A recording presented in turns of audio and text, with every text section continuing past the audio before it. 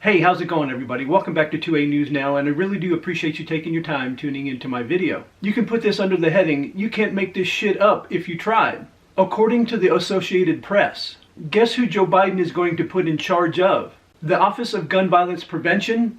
Kamala Harris. I guess he picked her because she's done such a great job stopping illegal migration coming across our border. We now know who the face of the Biden administration's new Office of Gun Violence Prevention will be. And frankly, I can't think of a better choice for Sleepy Joe. Like I said, Vice President Kamala Harris. Biden's anti-gun moves are already unpopular with a large chunk of the electorate. So why not put one of the most unpopular politicians in charge in advance of the official announcement coming today? The White House is already trying to spin the move as a natural fit for Harris, noting her experience as Attorney General in California, with years of experience on the issue.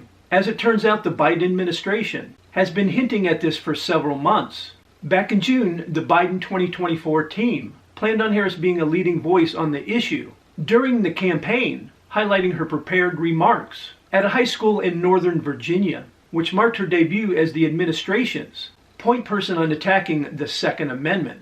And here are some of her remarks.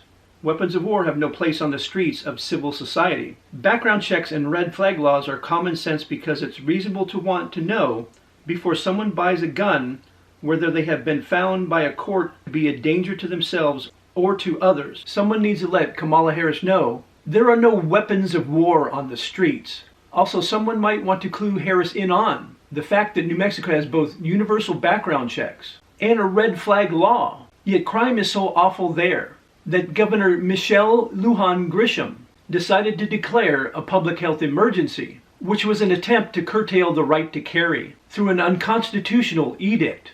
Harris is already one of the least most popular figures in Washington, D.C., with a poll showing her approval rate at an anemic 39.6%.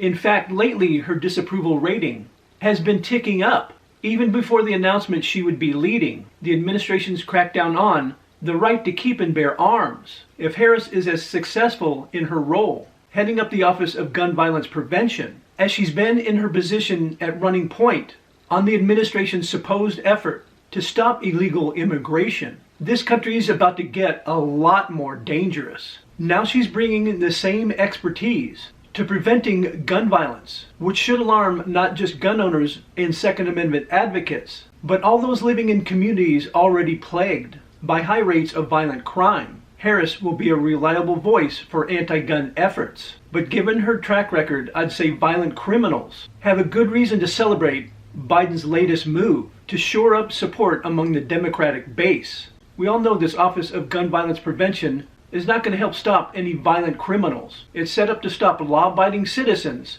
from owning and carrying firearms, infringing on our Second Amendment rights. As always, I would really like to hear your thoughts on today's video in the comment section down below. And I appreciate everybody's support with the channel. You guys are always crushing it by liking, sharing, and subscribing and hitting those post notifications. And I invite everybody back to see my next video.